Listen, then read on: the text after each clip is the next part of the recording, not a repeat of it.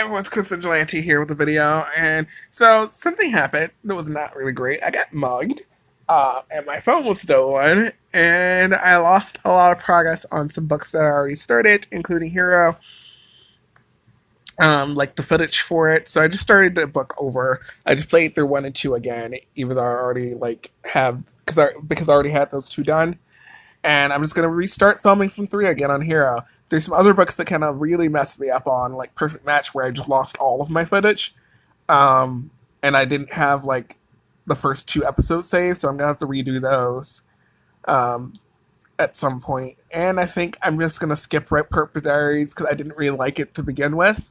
I played the first episode just to like try a chapter, and I didn't like it that much, so I'm probably just gonna skip that and take it out of my pen right now. Maybe I'll go play it at a different time. But High School Dirt 2 is easy to start over. Filming for that one, and then the rest of these I haven't really filmed. They're just ones I've played before, so it's okay. So it really isn't that it's not that major of an inconvenience. It's just kind of an inconvenience for Hero because I think I played up to like book till up to like chapter 8 on my phone and had that all in there, and now I gotta replay these, which is fine. This it's still gonna be fun, and we're just gonna do it. We're gonna see how it goes. Hopefully, it's not too bad. But yeah, I'm thinking about buying keys, which I said I would never gonna do on this, just to catch myself up. But you can see the key deals, and I'm like thinking like about buying one of these, but I also don't have any money because I just got mugged, and I have to replace some of my things. But I might just like get the 5 keys or something, just so I can at least catch up to where I was in Hero at some point this week. So I can just kind of edit those and upload them, and then go from there. We'll see. I don't know. It's a frustrating thing. I just want to like get back to where I was, but we're gonna have fun while we do it. That's the plan. All right. Also, this phone's different. It has less space, so I don't know how many videos I can save before I have to transfer things over on this one. But I think eventually I'm just gonna pick up an SD card, a UHS-1 SD card for some additional storage on this guy. I already looked at how to install it on here, so we'll see how it goes. All right, chapter 3, back to formula. It's Monday morning and you're late for the train as usual. Come on, don't leave without me. Again, you reach the platform just as the train pulls out of the station, leaving you panting in its wake. Crap. Wait a second, I've got a better way to get to work on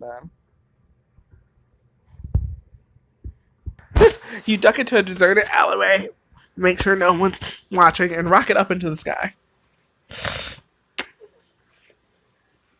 Woohoo! You streak off toward Prescott Tower, quickly outpacing the train. I like to see Marjorie get to work this fast. Just then, your phone buzzes with an incoming call, and you answer it. Hey, Poppy. Aiden, where are you? What's all that noise? It's pretty windy where I am. Huh? But it's so mild today. Not up here. Oh my god, are you flying to work? That's so cool. Dex is not going to be happy when he hears about this. Oh yeah? That's why you're not going to tell him. I don't know, Aiden. Dex seemed really worried someone might see you. Oh, come on. No one's going to see me up here. It's totally... Ah! You swerve to avoid a passing pigeon and accidentally drop your phone. Uh-oh. You dive after your phone, snatching it out of the air just as it reaches terminal velocity. Aiden! Hello? Sorry, I almost hit a bird, then I dropped my phone. It was a whole thing. You scared me half to death. You have to be more careful. Sorry, Mom. Oh, yeah, very funny. You know, I'm starting to think flying and talking isn't really your strong suit. Are you trying to get rid of me? Just trying to keep you alive. And by the way, I will be telling Dex all about this. Good. I'm sure he'd love to hear from you. Oh! Ping! Oh, shush. Why don't you just focus on not killing any birds while you're up there? I'll do my best. Talk to you later, probably. I love that interaction, and I don't think I've ever. There was so much like zingers back and forth there, and I love that. You hang up and slip your phone back into your pocket just as you reach Prescott Industries. You do not fly around and talk on your solo. You touch down at another alleyway and step out into the dancing sunlight. Prescott Tower shining before you. Right on time. Construction crews move across the surface of the building's facade, replacing shattered glass windows and broken support beams. Looks like the repairs are still underway. You cross the courtyard and step through the remains of the building's front doors. You walk into the lobby to find it swarming with more construction workers, overseen by Silas and Grayson Prescott. Well, if it isn't our miracle survivor. Hey, and how are you feeling?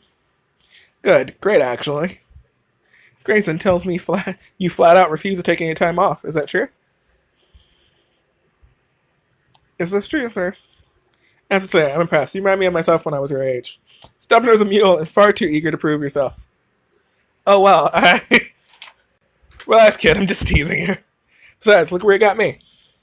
Silas gestures at the wreckage of the Prescott Industries lobby as his arms spread wide. Millions of dollars worth of damage and a front-page article in the Northbridge Gazette declaring me a threat to public safety. There's no such thing as bad publicity, right? Took the words right out of my mouth. See, Grayson, Aiden knows the score. Sure, but I still think we have a debt to the community. People could have gotten seriously hurt. I like not making Silas angry in early interactions. That's just a thought. Because I feel like he's not someone you want to get mad. It's an impression that I get very quickly. So yeah. My son, the humanitarian, you know what they say. You can't make an omelet without breaking a few eggs. It's a good thing you've got a tough shell here. Yeah, I guess so.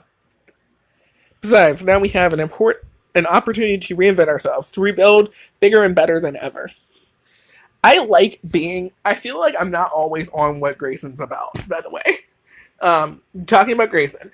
And I feel like if I was doing the romance with Grayson, that's probably a good thing, because I feel like he needs someone who agrees with his, like, good side, but also can go tit to tat with him on the business things. Do you know what I mean? I don't know. Back to what I was doing. Silas directs his last proclamation at the construction crews, who cheer and applaud in response. Don't you think we should be focusing on community outreach right now? So long as we're reinventing ourselves, why not do something to get back to the city? We will, Grayson. We'll be moving forward with the Bayside redevelopment initiative, as discussed. That's not exactly what I had in mind. We'll talk about it later. Aiden just got out of the hospital. The last thing he needs is more stress. I love how he's using this as an excuse. He don't care about me. Now I feel both excuse me. I've got a full day ahead of me. The future isn't great. The future isn't great. Low-key, actually, what's going to happen in the story, though, that slip-up made sense. Anyway, the future isn't going to invent itself. Silas Prescott waves over his shoulder and strides off towards the elevator, leaving you and Grayson in an uncomfortable silence. You okay? Not exactly. My dad's been like this ever since the gala. Like what? Evasive for one thing. He refuses to talk about what happened that night. He almost got shot. His life work nearly destroyed the city, and yet all he can talk about is the future. I don't know, Aiden. I'm worried about him, and I'm worried about this company. What do you mean? After last Friday, morale isn't exactly at its peak. It's time for us to regroup and support each other. Why don't you check in with the different departments, see if anyone needs anything? Sure thing. And while you're at it, maybe try to get an idea of what exactly happened the other night. I don't know about you, but I definitely have some lingering questions. I'll see what I can turn up. Thanks, Aiden, and come find me when you're done, okay? I think I found a way to invest in Bayside without displacing its residents. I'm going to head over there to look at some real estate later, and I'd love to get your thoughts on what I have planned. Sure, I'm looking forward to it. This is like the most stuff. It's like, here's your side quest. It's an important side quest. Do all the things. You set off to Santiago's office to check in. You'll check in with 3 different groups. Get back to him. Give him the information. It's like, this is an annoying side quest that's kind of important, and I really wish it wasn't necessary. So Santiago barely looks up from his bank of security monitors as you walk in. Hey, Aiden, need anything? Just checking in. You okay? You seem kind of down. Santiago sighs heavily and turns away from the glowing screens. You could say that, sure. About what happened to Gala, it wasn't your fault. So what? You're just gonna sit in here feeling sorry for yourself? What else is there to do? I tried to quit, but Cyrus wouldn't accept my resignation. Well, that should tell you all you need to know. He obviously hasn't given up on you. So why are you so ready to throw in the towel? Santiago sighs heavily and turns to face you. Look, Aiden, I appreciate what you're trying to do. Really, I do. But this isn't something you can fix with a pep talk. Oh. Well, I'm here if you want to talk. Thanks, Aiden. That's good to know. Of course. See you around, Santiago. I really am not here if you want to talk. Like, my character is, but I'm really just over Santiago's pity party. I'm sorry. Is that rude? Did that come across as rude? It's probably because it was. You leave the security office and head to the engineering department where Dax greets you with a broad grin.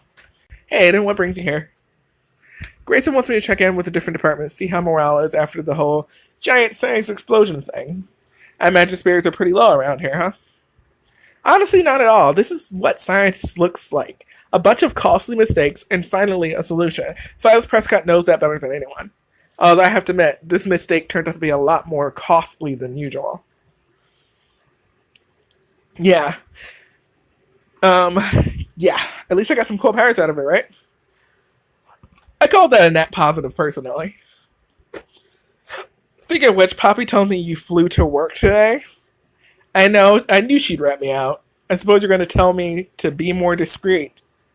Well, yeah, I am. Do you have any idea what would happen if people found out about? Well, you? They agree that flying to work is awesome. Not quite. The entirety of human history has been one continuous arms race. Aiden. Ever since the first caveman picked up a club and killed the second caveman. And as of last Friday, you're both the caveman and the club. Okay, that metaphor may have gotten away from me, but you get my point. There are bad people out there, Ada, and they want power. And like it or not, you are power. Dax has a great speech. They give some really good speeches in this damn story. Like, dude. Like, I'm like thinking about it, like, I did not read that well, but that was a good speech, though. I didn't, like, space it out well, like, the way he probably would say it, but that was a damn good speech. I'm just saying. Alright. So what would you have me do? Just never use my abilities ever? If I hadn't used my super stone that night at the gala, you and Poppy would be getting scraped off the lobby floor as we speak. I know. I'm not saying you can't use your powers. I'm just saying you have to make sure no one finds out who you are. What difference does that make? No matter how strong you are, the people closest to you are only human. Dax with these damn speeches. He's still going. Okay, hold on. And you can bet anyone who wants to control you will target them first. Okay, point taken. So how do I make sure no one finds out who I am? Simple. You wear a mask. Oh, come on, Dax. You're acting like I'm some kind of... Just then your phone chirps with a schedule reminder. Look, I better get going. I have a lot of... Wait, there's something I wanted to give you. Dax hands you a small earpiece and a metallic wristband with a glossy screen. What's this? Some kind of smartwatch or something? Oh, it's much more than that. You're looking at proprietary Prescott Industry communication tech. If you're going to be making calls from the lower stratosphere, a consumer phone's probably not the way to go. Yeah, I nearly dropped mine this morning. That would have been bad. Exactly. Plus, you can use the wristband to send and receive video. Pretty sweet, huh? The screen on your wristband suddenly glows with the image of Poppy, and her voice sounds clearly in your earpiece. Hey, Aiden. Hey, how do you already have one of these? Dax had it delivered this morning so we could surprise you. I see. So you two are talking a lot, huh? Just a little. Turns out we have a lot in common. I mean, I don't know anyone else whose friend has superpowers. Ha! I love that. Like the main character whose two friends get together, like thing. It's like I don't know if it's a trope, but like it's probably kind of. Yeah, it is probably one of my favorite tropes, to be honest. Well, I better get going. I've got a lot of work left to take care of today.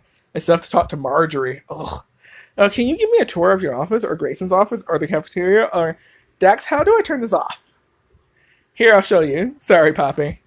Hey, don't you dare. Ah, peace and quiet. See you later, Dex. Wait, just promise me you'll be careful and stay out of trouble, okay? At least until we can get you a proper disguise or something. Sure, I promise. Thanks, Aiden. I'll see you later. That promise is not going to be kept. I'm just going to throw that out there. You leave the engineering lab and find Marjorie pacing the lobby in a huff. Hey, Marjorie. Oh, hello, Aiden. Shouldn't you be in the hospital or something? I can't imagine. I'm trying to imagine how she talks. Like, I know she's angry all the time, but, like, how can you always, like, everything she's saying come out angry? Like, I can't imagine it at all right now. I get better. I got better. If you say so. What do you want anyway? Grayson sent me to check up on you. How's everything going? Do you need any help? Yeah, I need you to tell Grayson I've got enough on my problems without having to babysit you. Listen. Now I'm angry. Like it or not, I'm here to help, so let me help. Now, is there any way I can be useful to you? Any way at all? Marjorie sighs and runs her hands directly through her hair. Not unless you can find some way to get my engagement ring out from under this rubble. How did she lose her engagement ring in this scuffle of... I mean, it's doable. That's very... Yeah. Marjorie points to a pile of shattered concrete at the base of the support column. You're engaged? Is that really so unbelievable? I'm a take charge, no nonsense woman with high standards and a salary to match. Who want a piece of this? Forget it. Don't answer that. In any case, I lost my ring in the kerfuffle. She said kerfuffle. You can't say kerfuffle angrily. In any case, I lost my ring in the kerfuffle last Friday, and the renovation crews haven't made the time to recover it. Apparently, restoring the building's structural integrity is a higher priority. I mean, that kind of makes sense. I didn't ask for your opinion, Aiden, and I don't need your help either. There's obviously nothing you can do about this. I don't be so sure about that.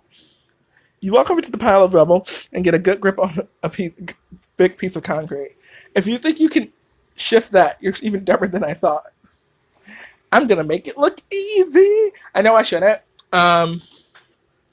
But, like, she pisses me off, and I wanted to just do it real quick. So I'm going to move the concrete real quick. With one smooth, effortless motion, you lift the concrete slab off the top of the heap and set it gently on the floor. What the hell? See? No problem. What are you, some kind of mutant or something? Just a guy who spends too much time at the gym. You look down amidst the scattered pieces of stone and spot a glimmer of gold. Hey, I think I found your ring. You pluck it out and hand it to Marjorie, who quickly slides it back on her finger. Thank you, Aiden. I appreciate it. You're welcome. Well, what are you waiting... What are you... Oh my god, she went from happy to angry in like 2 seconds. Well, what are you hanging around for? I'm sure we both have plenty of work to do. Right, totally. I'll get out of your hair. But really, do you guys, though? Like, what are you guys doing when the entire building is being reconstructed? Like, do you even have an office? Are there meetings to set up? What is Marjorie's actual job? Is she Silas's assistant? Like executive assistant? I'm an executive assistant to Grayson. Is Marjorie like Prescott's, like Silas is like the big guy's executive assistant? Because that's what I'm, like, I feel like we work under her to some extent, so I'm assuming that might be the case. I don't know. You leave Marjorie in the lobby and take the elevator up to Grayson's office. Hey, Aiden, ready to head out? Whenever you are. Great, I'll drive. Soon you're sitting shotgun as Grayson navigates the afternoon traffic of downtown Northbridge. Why is this chapter so long? Maybe it just feels long. I don't know. I need water. Honestly, I'll never understand why you don't just get a chauffeur. There are some things a man has to do himself, Aiden. At least that's what my dad would say. I just like driving. Another driver cuts Grayson off and honks his horn loudly, making a rude gesture out the window. I can see why. So, how'd it go today? How's everyone doing? Well, Dax is pragmatic as ever, since it's all part of the scientific process. Marjorie's Marjorie, no surprises there. Santiago is feeling pretty down, though. Oh, that's too bad. Do you think he's going to be okay? I think so. He just needs some time. I suppose we all do, huh? Girl. Also, Okay, I don't want spoilers for any of the other books. I was gonna ask a question, and I'm like, someone's gonna answer it. Anyway, short while later, Grayson pulls up to the curb and a rougher part of town and parks the car. Well, here we are. Ever been to Bayside before? Nope, never. It's one of the oldest neighborhoods in Northbridge. In the early 1900s, the district was home to most of the city's steelworkers, including my great grandparents. Really? Really? My family wasn't always wealthy, you know. That's hard to imagine. So, what property did you want to look at? That one right over there. You and Grayson cross the street and stand outside a rundown cabaret. Crooked neon letters spell out the grand against a faded exterior. What do you think? It could use some work. All it needs is some repairs and a fresh coat of paint. That's the plan. I know it doesn't look like much now, but this place used to be world famous. Really? Yeah, people came from all over to see the shows at the Grand. It hosted some of the best singers and entertainers of the 20th century. I'm hoping that by restoring this old place, I can help the neighborhood get back on its feet without tearing it down and building a bunch of skyscrapers. So what are you going to do with the place? You don't see many cabarets these days. That's true. Unfortunately, I was thinking of converting the place into a nightclub with an old-fashioned cabaret theme.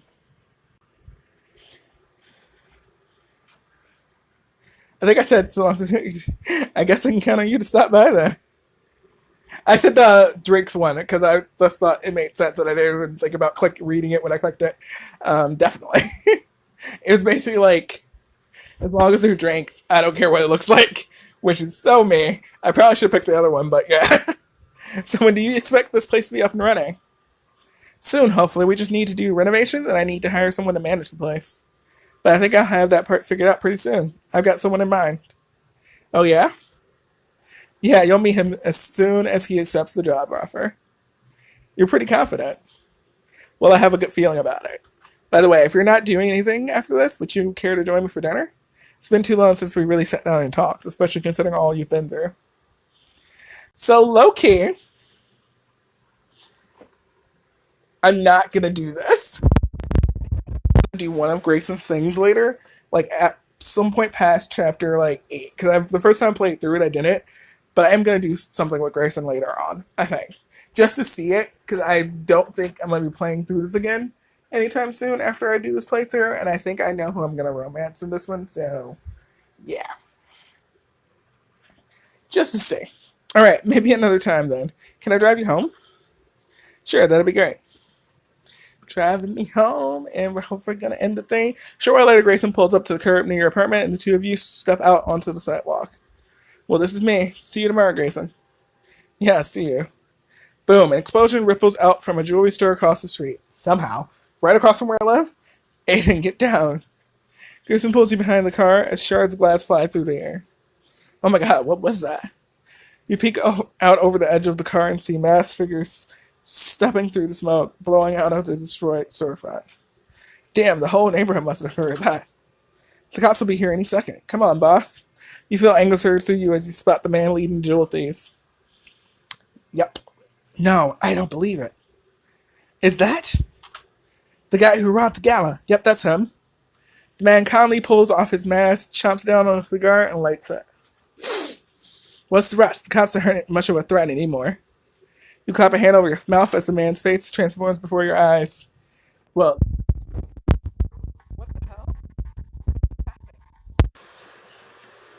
I thought I was the only one affected by the prison gate. Why would you think that? He watches the thieves climb into a black van and take off. A few moments later, squad cars pull up, sirens blaring. Damn it, we're too late. You two, did you see anything? Yeah, we saw them. It was the same guys who robbed the gala last Friday. Only one of them was different, his face. What, did he get a makeover or something? Spit it out. This is a total waste of time. I need to stop them. Grace, I really have to run, but I'll be right back, okay?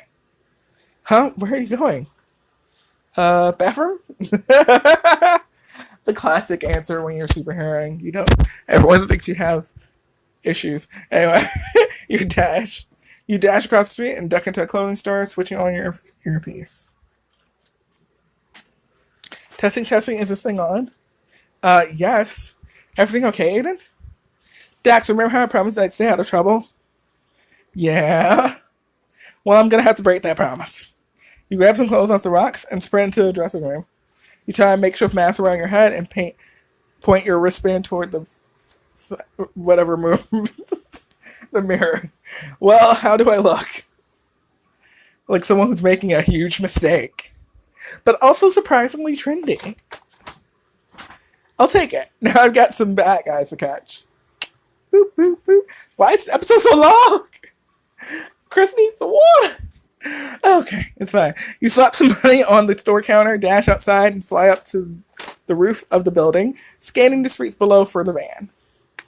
Gotcha. He does not have a plan. Does not have a plan. You leap off the rooftop and streak towards the van, catching up to it in a matter of seconds. Time for a little payback. Careful, Aiden. As you draw level with the van, the goon in the passenger seat rolls down the window and aims a submachine gun at you. Say goodnight, freak. I can't watch. You spiral upward just as he opens fire, the bullets whizzing past you. That was close. You rip the gun out of the man's hands just as the van's side door slides open. So I guess I'm not the only one after all. You can say that again. Nah, I think I'm done talking.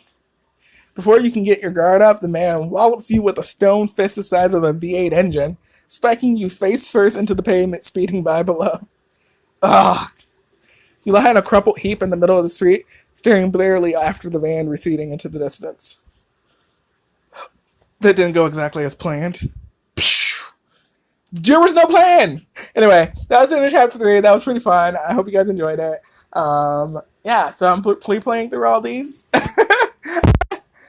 Hopefully, they're still fun the second time around. I actually think that chapter went better this time than it did in the other playthrough. So maybe that's going to keep happening. We'll see. But yeah, that was a lot of fun. I hope you guys enjoyed it. I will see you all in the next one.